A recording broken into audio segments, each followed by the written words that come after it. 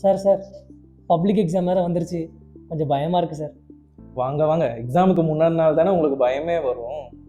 சரி, அது இருக்கட்டும். எக்ஸாம்ஸ்க்கு எப்படி ப்ரிப்பேர் பண்ணியிருக்கீங்க?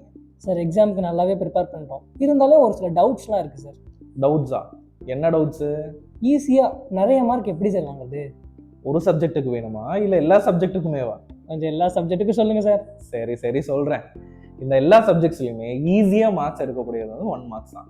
ஸோ இந்த 1 மார்க்ஸ் மட்டும் கான்சன்ட்ரேட் பண்ணி நீங்கள் எக்ஸாமில் எழுதிட்டாலே கரெக்ஷன் பண்ணுறவனுக்கு பையன் படிப்ஸ் போல இருக்குது அப்படின்ட்டு நீங்கள் பண்ணக்கூடிய சின்ன சின்ன மிஸ்டேக்ஸையும் அவங்க நெக்லெக்ட் பண்ணுறதுக்கான சான்சஸ் அதிகம். அப்புறம் என்ன, 1 மார்க்ஸ் பிடிச்சிருவீங்க தானே? சார் ஆனால் எவ்வளோ தான் படித்தாலும் கடைசி நேரத்தில் எல்லாமே மறந்த மாதிரி பயமாக இருக்குது. இந்த மறக்கிறதுக்கு காரணமே பயம் தான்.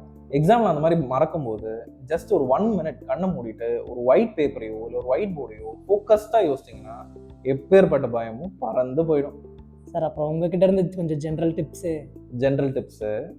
டிப்ஸு தூக்கம் தான். தூக்கமா? ஆமாம், minimum of 8 hours of sleep வந்து ரொம்ப முக்கியம். நீ நைட்டு ஃபுல்லாக படிச்சுட்டு எக்ஸாம் அன்னைக்கு கான்சன்ட்ரேட் பண்ண முடியல அப்படின்னு சொன்னால் எப்படி? தூக்கத்தோடவே ஹைட்ரேஷனும் ரொம்ப இம்பார்ட்டன்ட். கண்டிப்பாக ஃபாலோ பண்ணிடுவீங்க தானே?